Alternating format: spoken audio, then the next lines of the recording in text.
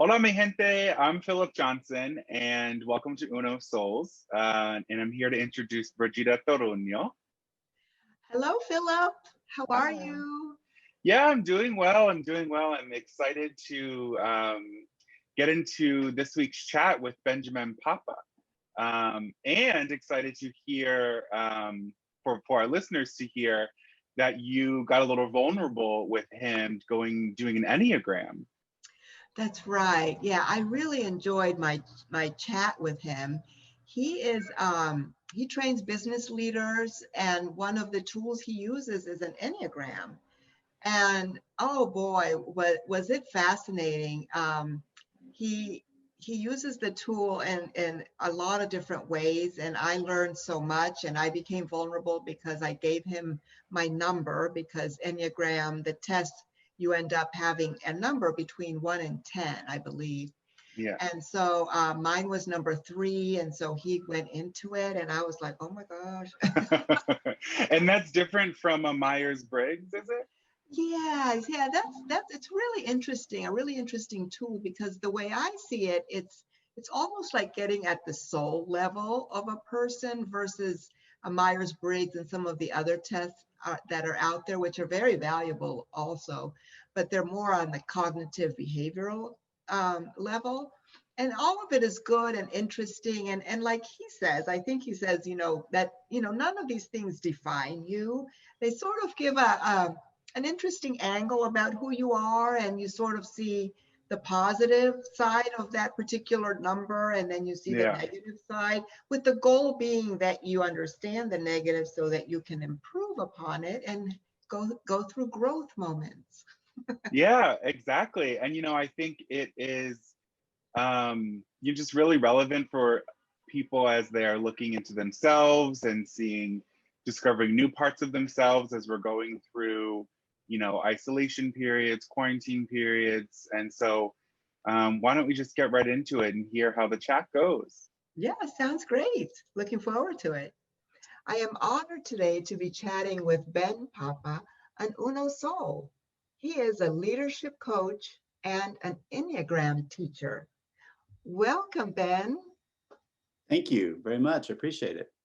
Sarah, how are you doing? Doing fine. Just waiting for election results. I think, like the rest of the country, watching to see how that all unfolds. So it's an interesting week for sure. It definitely is. And, speaking of being in a liminal time, right, and a period of transition. So it's been like that this whole year, 2020. It really has. Yeah, people are learning new capacities and quirks and things about themselves that I think never would have shown up if we hadn't had this very unique context to be kind of living and working in. So. That's right. So I try to look at that as having the opportunity for growth. But boy, it's, some of it has been quite a test of growth. Yeah, I'm a strong extrovert, and if you had told me that I was going to be doing this back in February, I would have told you that I wouldn't make it through. It hasn't been that bad, but it is interesting to kind of recognize how important it is to me to be around people and to feed off of that energy with people and all those kinds of things. And it's just so much harder to do that now. And I know I'm not anything like the only one in that space. And so that's probably been the biggest thing for me is just feeling by myself as much as I have been. That's right. Yeah, it's a challenge. How have you been coping? What have you found has been helpful for you during this time? Yeah, I will tell you, this was true for me before COVID, and it has been even more true during COVID, is just physical exercise. I mean, just getting out, even back when we were in real pure lockdown here, and just doing walks back in the spring outside every day. I mean, I was doing some kind of physical something every single day. And there's something about that just reboots my system and helps me kind of get in a better place than if I just sort of sit and sit and sit and sit. I just kind of sync, whereas Yeah. being in my physical body has been huge. Lots of meals outside, which has been lovely. So being outside more and doing a lot more activity, Mhm. I think has been helpful for me, for sure.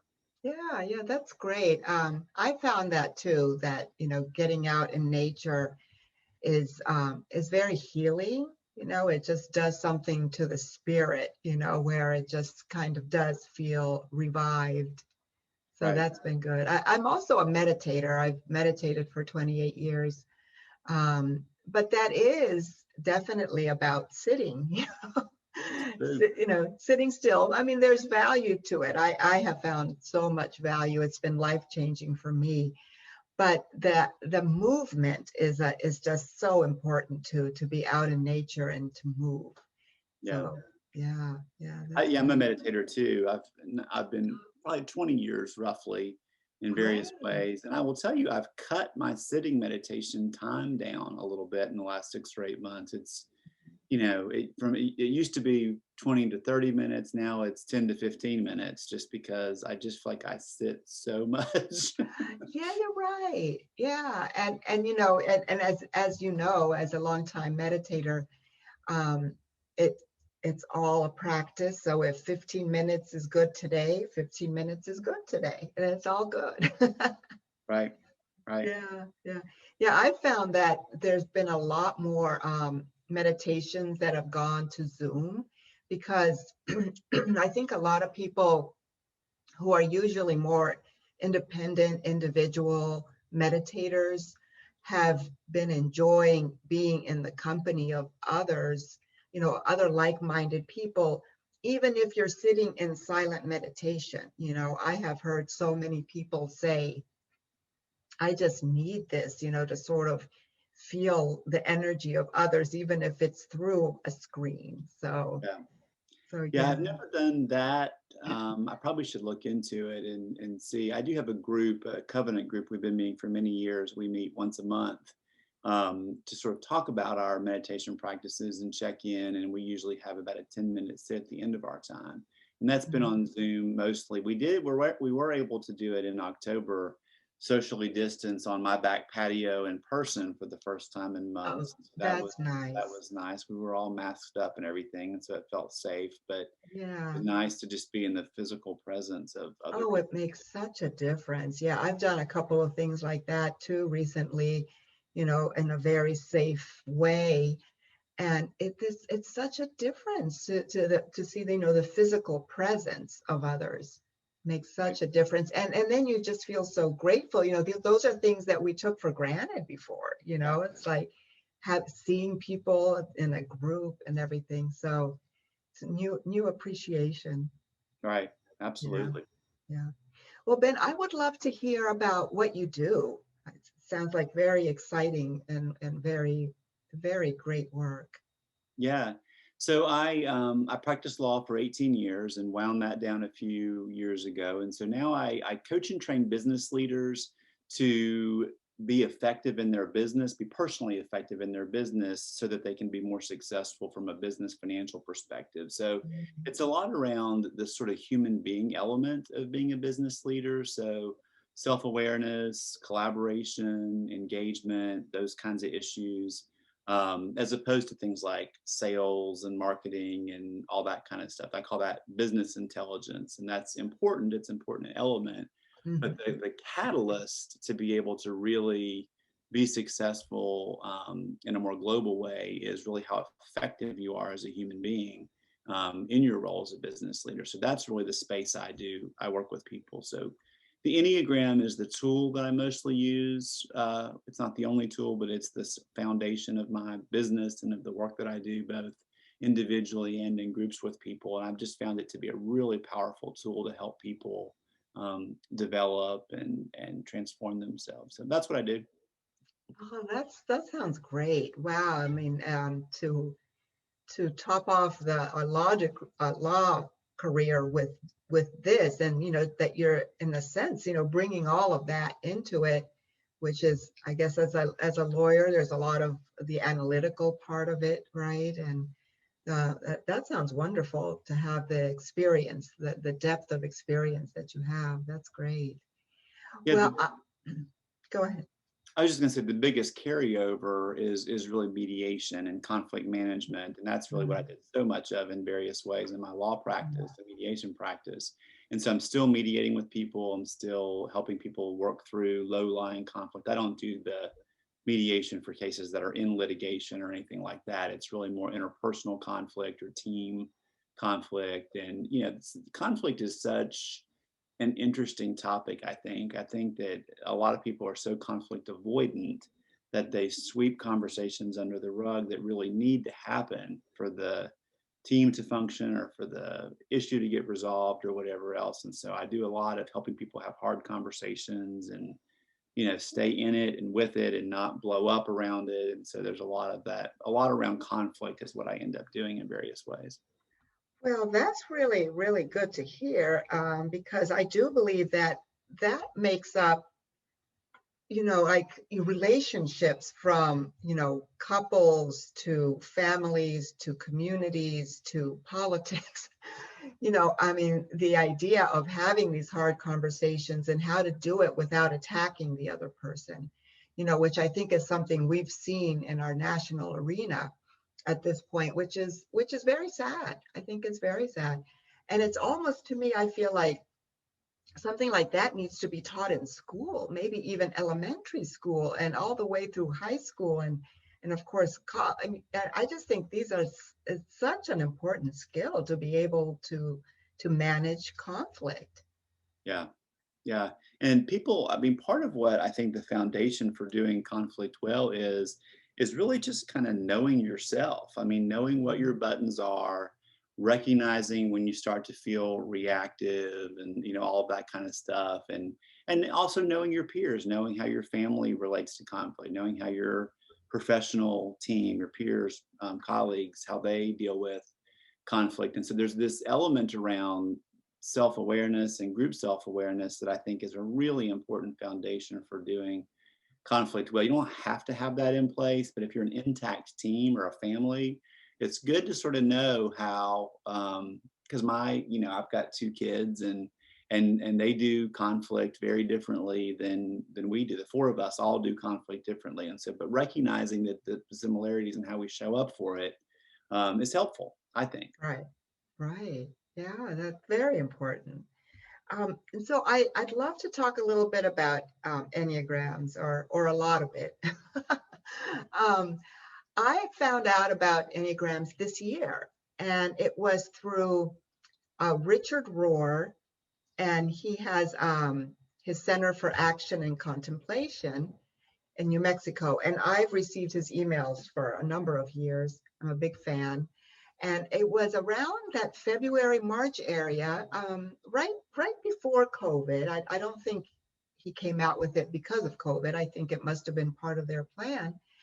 And I was fascinated. I was like, oh, I wonder which one I am. So there are 9 types, and I want to hear, from your professional perspective, but I was just fascinated by it. And I think I thought I was all of them. And then, at some point, through a team that I'm on, the Imagine Wellbeing platform, where I do some guided meditations, and it's now a nonprofit.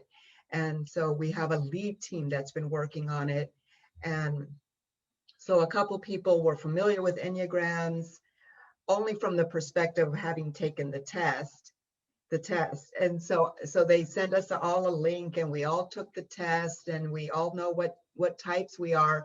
But then it was sort of like, okay, we didn't take it further. So we might need your help to actually help us understand. So now what? Now that we know what types we are, what are the benefits of that, I guess.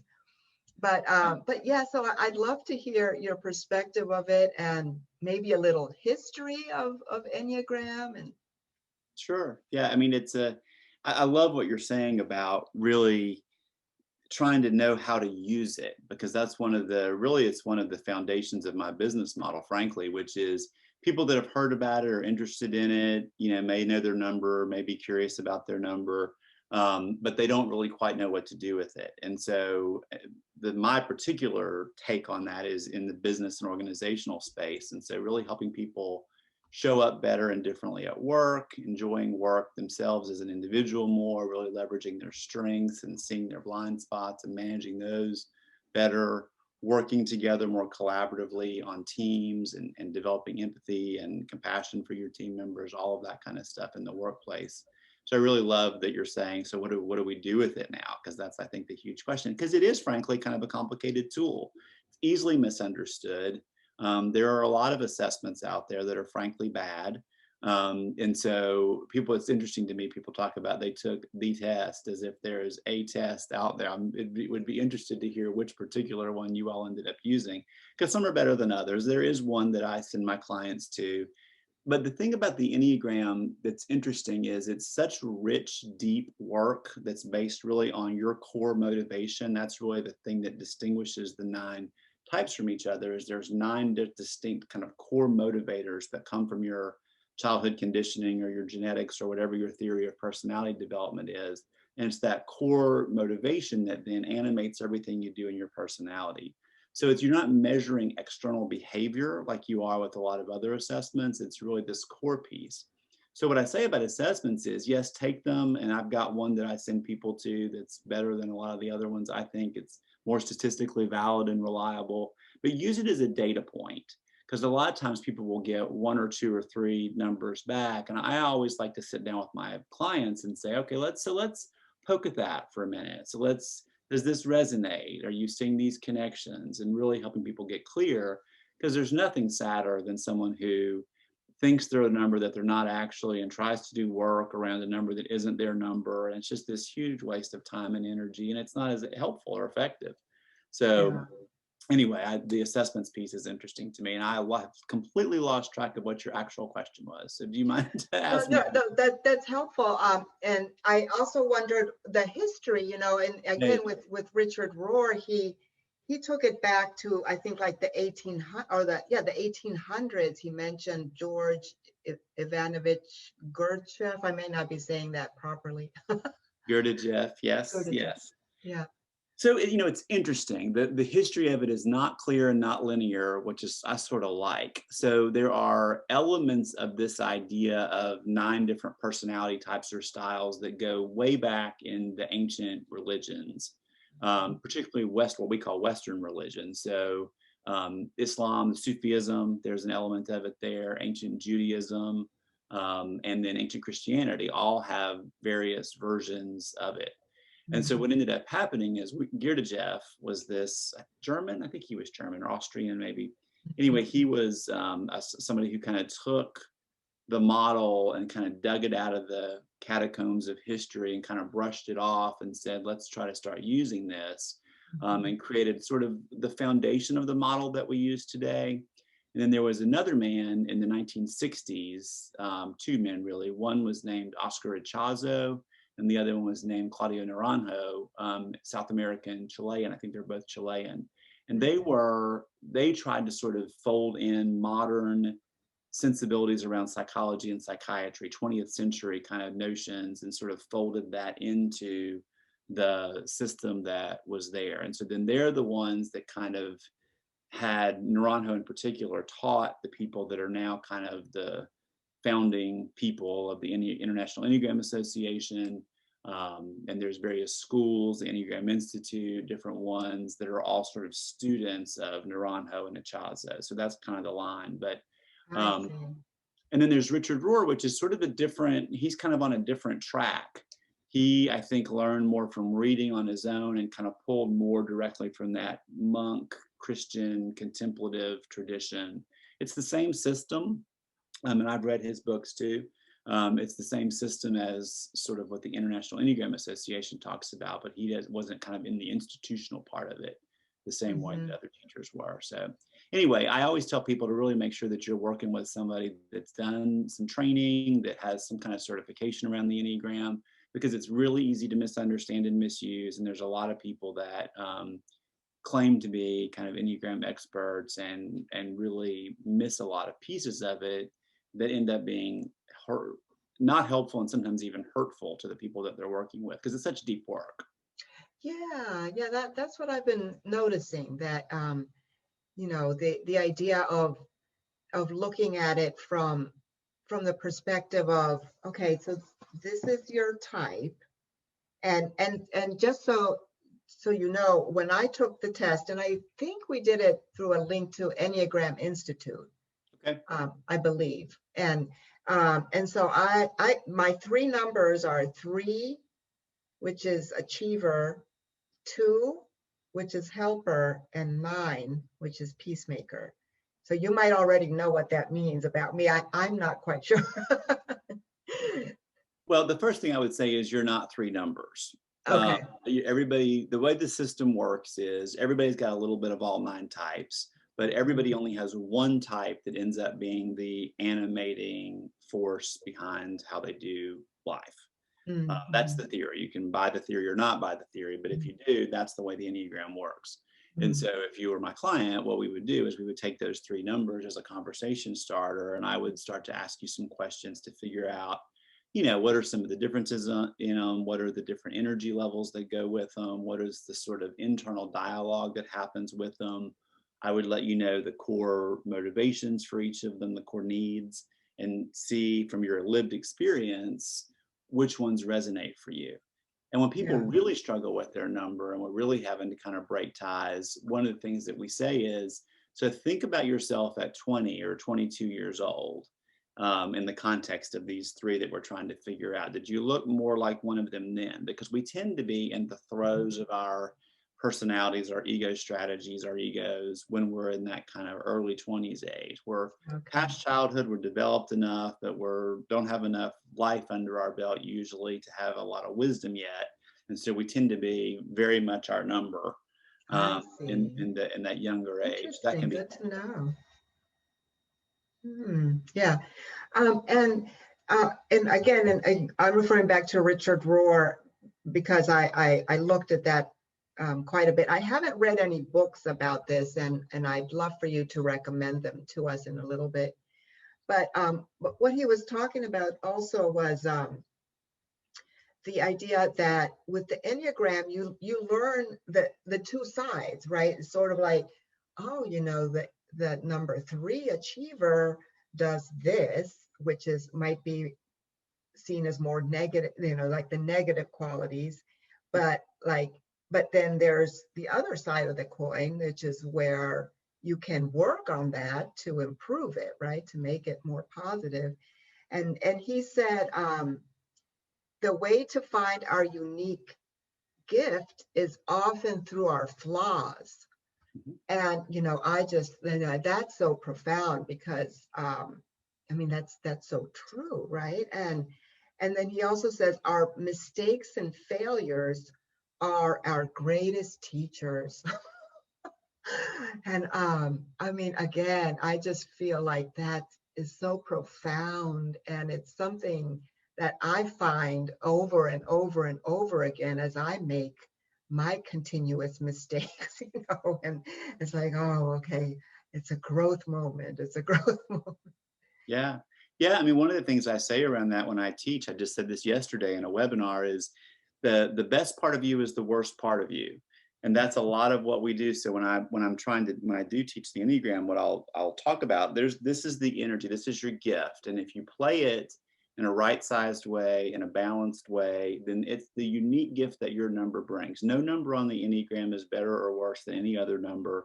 Every number has a unique gift that it can bring, and every number has a core predictable struggle that it will deal with its whole life. And so I will help people kind of cross that line to say, this is a strength until it gets overused or until it gets off the chain in some way. And then it becomes really your greatest weakness. And so what I could do, if you're interested, it would be pretty brief, is if 2, 3, or 9, I could do just that piece, the best part of you, worst part of you, for one of those 3 numbers, if you wanted me to, just to kind of illustrate how it works. But I think that would be helpful. I'll put myself out there and become vulnerable.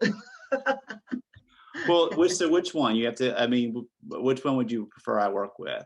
Well, so again, from that particular test, which which may not be the most accurate, as you mentioned, it was the number 3 that came out the strongest for me. Okay. So I guess I'll look at that. Yeah, sure. Okay. So what threes are really good at, threes are in the heart triad, the image triad.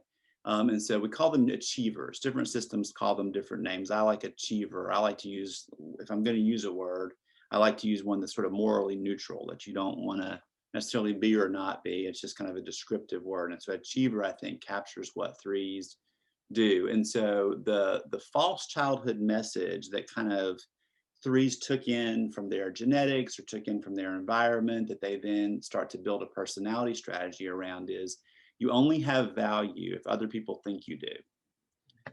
And so there's some shame messaging that drives threeness. They're in the shame triad along with twos and fours. And so they develop this whole ego strategy in response to this message that they take in kind of in their bones that you only have value if other people think you do. So the core need that arises from that messaging is the need to be seen as successful. And so what threes do in life is really try to figure out what the people around them identify as successful and then do those things. So the threes are the ones that are, getting the degrees and winning the awards and winning the trophies and, showing up to lead and just they get a lot done. Threes are high energy people.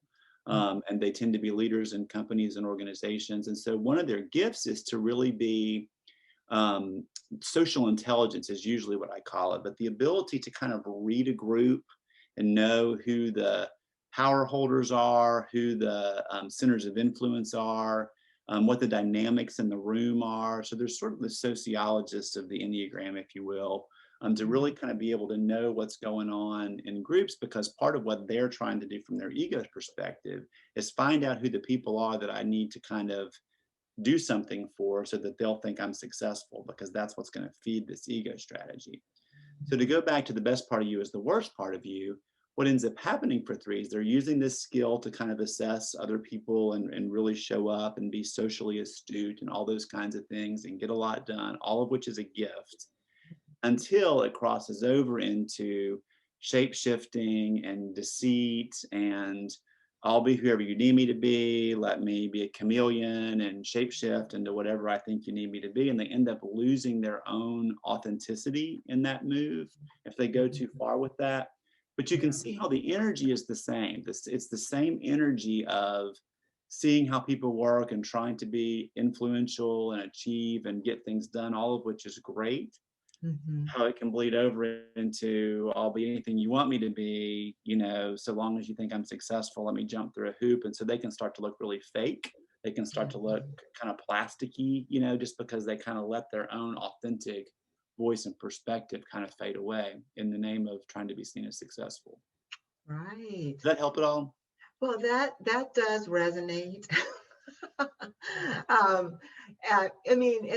And I feel like it's kind of like what you said. I think that in my 20s, I feel like I was more my authentic self and, and doing, just kind of what the description was about needing to be seen as successful. And I went about my life in a different path at that age. I got married very young but went to school at night to get my college degree. So it looked a little bit different, but then I definitely think I feel like I went into that chameleon. And I would tell myself that too. I would feel just like I need to camouflage into this group and now, into this. And so I wasn't my authentic self. And then I would say that in the last, 5 to 8 years, so I'm 57, and that's where I have felt like I've come into being me. I've come home to me, to my authentic self, and doing what my soul feels like is the right thing and the helpful thing to others and to serve others. That's what feels like the right thing for me. And despite what others might say, so that doesn't really resonate for me anymore, of needing to to please others, or to be the chameleon to fit into what society or a particular group wants me to be. Mhm. So, but it's been a life's journey, and it will continue to be, and I'm sure take on other other things within this cycle of life. Yeah. Well, and obviously, if we had more time, there's a whole lot more to say about kind of threeness and different things. So but you are making a really important point that I always make sure I try to emphasize with people, which is you are not your Enneagram number. Your Enneagram Mhm. number is your strategy, the ego strategy. So to use the sort of Christian contemplative language that Richard Rohr, for example, would use, Mhm. it's your true self versus your false self. True Mhm. self is this sort of deep, connected to the universe, authentic version of you in your actual essence, who you really are. Mhm. Your false self is what Richard Rohr would say. But where the Enneagram is so helpful is your particular flavor of false self is Mhm. threeness.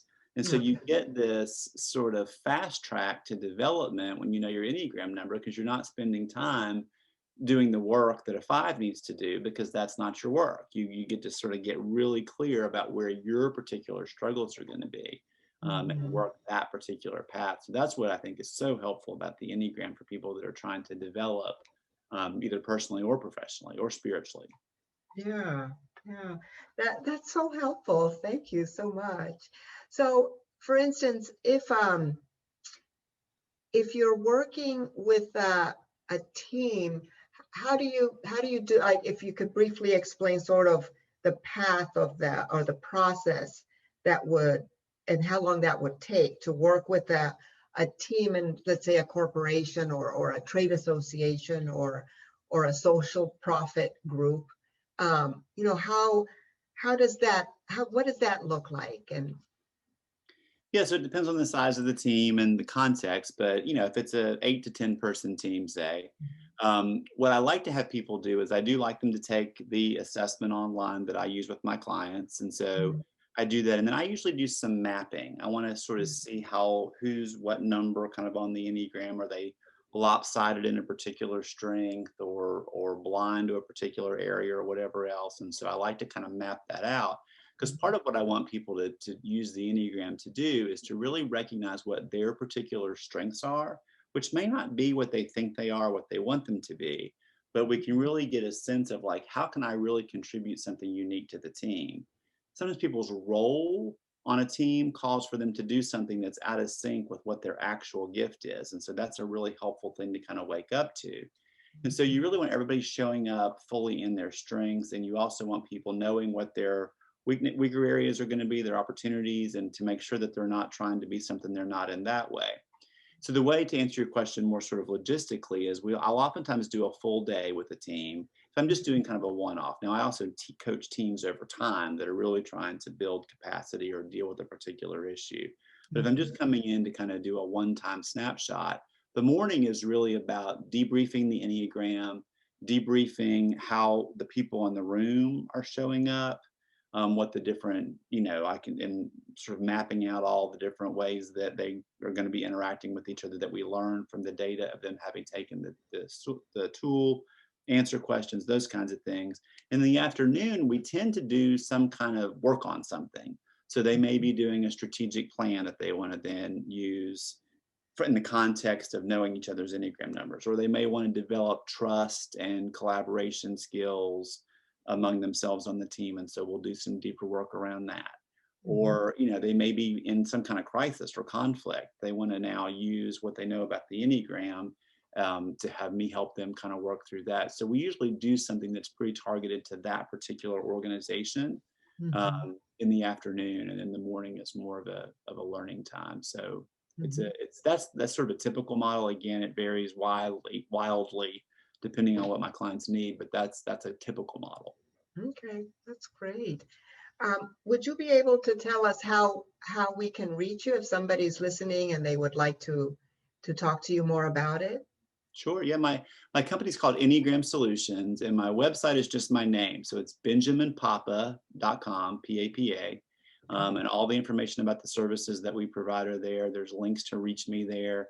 My email is just ben@benjaminpapa.com. So that's also a good, easy way to be in touch. I'm on Facebook and LinkedIn as well for people that do that. But I mean, I always start off just a free strategy conversation with people about what's going on, how might I be able to help or not. And I'm very clear that I don't like those to be anything but no pressure, curiosity based kind of conversations, because I'm not going to be the right fit for a lot of people, or they're not going to be a good client for me. And so I just like to have a real open conversation to see, but if I can be helpful, I certainly, we kind of go from there with whatever they're needing. So.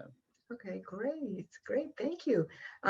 Just a couple more questions, if you don't mind. I like to ask the guests something in terms of a moment of savoring the deliciousness. So in terms of this COVID time, there's the whole idea of joy, like what brings you joy. But somehow for me, to me, this came up of savoring the deliciousness is a step above joy, if that's possible. And I wondered if you could share one of those moments with us. Yeah.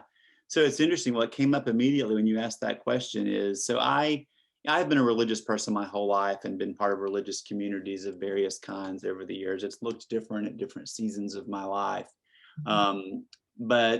And I grew up Christian, so I was that was the religious tradition that I was in. But there have been things about that just haven't worked for me over a period of time.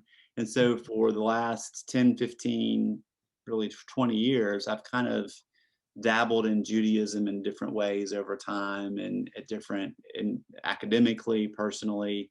And so we actually started visiting a synagogue about a year and a half ago now. Is that right? About a year and a half ago now. And I took a year-long discernment process to decide, and ultimately decided that I actually did want to convert to Judaism, which I did back in May. So the moment that I was thinking about, which was in COVID, that you were talking about, was sort of the moment when I kind of come out of the mikveh, which is the water that Jews use to kind of go through the conversion rituals and the prayers that get sung by the people that are there and all of that kind of stuff. So it felt like a moment of joy. It also felt like a moment of deep alignment, where I really feel like this tradition is where I can be most who I am from a religious perspective. There's just so much about the tradition that I love, and it aligns with my theology, it aligns with my ethics, and it's just so that at 47 years old feels like I was 46 then, but still it felt like an important moment in my life that happened recently. That's wonderful. And what would I say, mazel tov? Okay. Yes, thank you. All right. Thank you. Welcome. And just lastly, I wondered if you could leave us with some words of wisdom. Yeah. I think the thing that's been the wisest thing I've ever heard or learned is to really make sure that I know myself, that I really am taking an honest, deep, clear look at who I am and how I roll, what my gifts and strengths are, not what I wish they were, other people tell me they should be, or what would earn me the most money, but what are my actual gifts and strengths? When do I feel like I'm in the flow of life?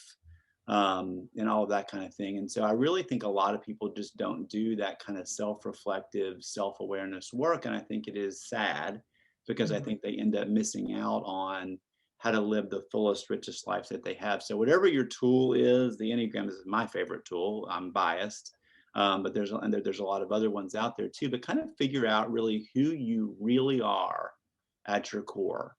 And really use that as a way to kind of map out how you do life. I think that's probably the wisest thing I can say. It's not mine originally by any stretch of the imagination, but I do think it's helpful. That's wonderful. Those are great words of wisdom. Thank you so much, Ben.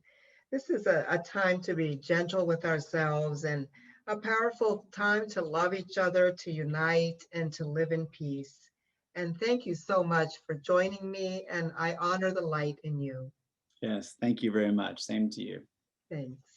Wow, what a great conversation. Could you tell us a little bit more about exactly what Benjamin Papa does? Sure. I love the conversation too. And Benjamin Papa coaches and trains business leaders to increase financial and business success through maximizing their personal effectiveness at work, using the Enneagram and other tools to deepen self-awareness and collaboration skills. Ben's clients learn to fully leverage their strengths, manage their weaknesses, and manage conflict effectively.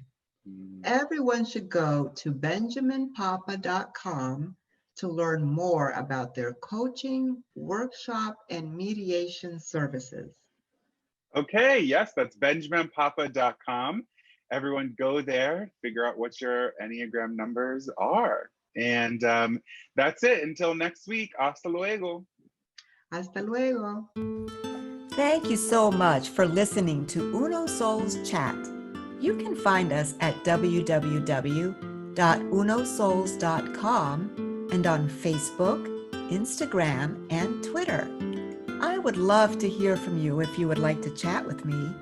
Have a beautiful week and see you at the next episode.